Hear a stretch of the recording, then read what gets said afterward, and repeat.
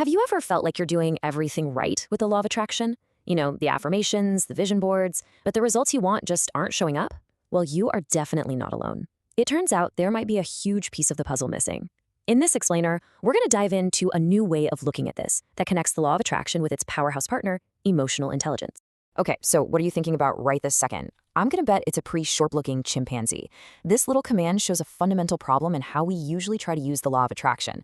See, our minds aren't great at processing negatives. They just zoom in on the image, the focus, the energy. So when you're constantly thinking about what you don't want, you're accidentally pouring all your energy right into it.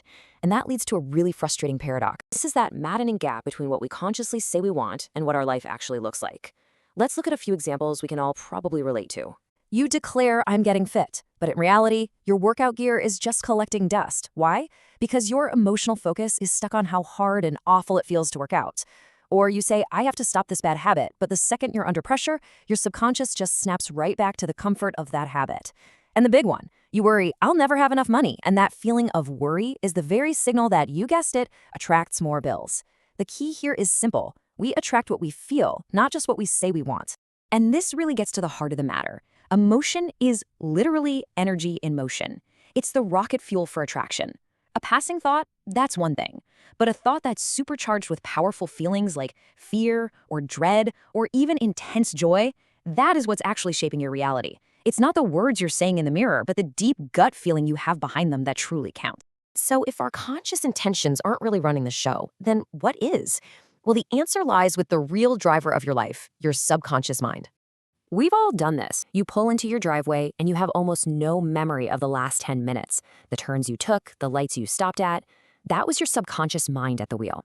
It's this powerful, silent system that's running your life in the background based on all your deepest programming and beliefs.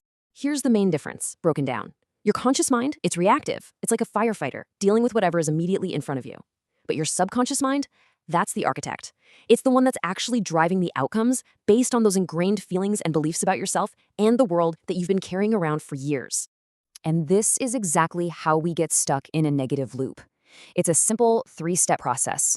First, you focus on a fear, like, "I don't want more bills." Then you attach a really strong emotion to it, like anxiety or dread. Your subconscious doesn't hear the don't part. It just registers bills and dread, and its job is to create more circumstances that match that emotional state. So, more bills show up. Okay, so how in the world do we break this cycle? This is where emotional intelligence swoops in.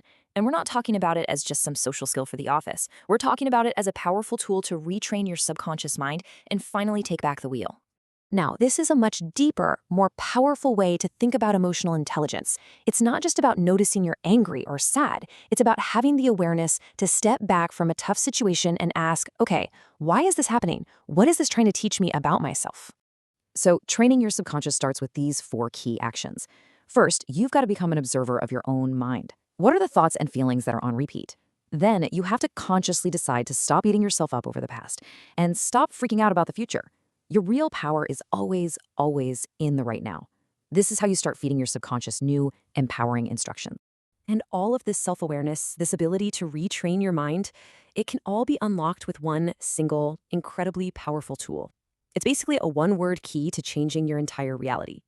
It is, without a doubt, the most powerful question you can ever ask yourself. Why? Asking this simple question completely shifts your perspective.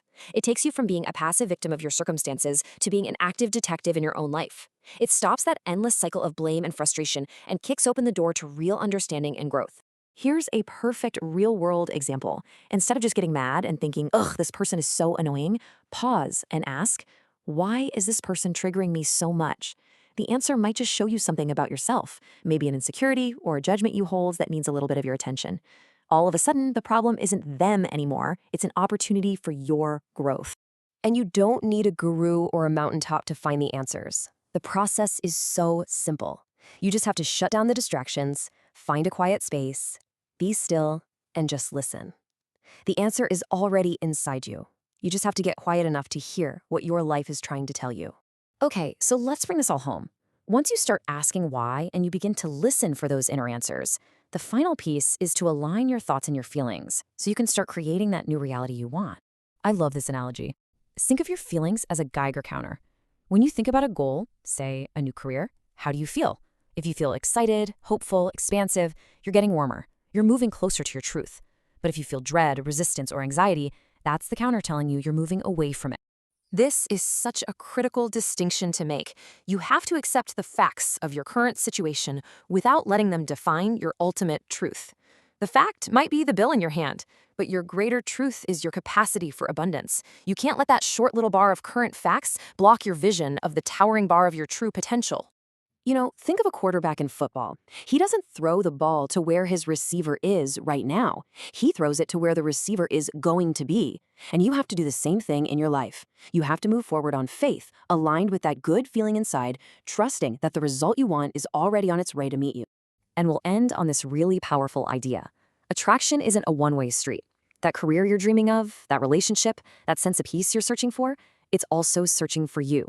Your job is simply to get into emotional alignment so that you can finally find each other.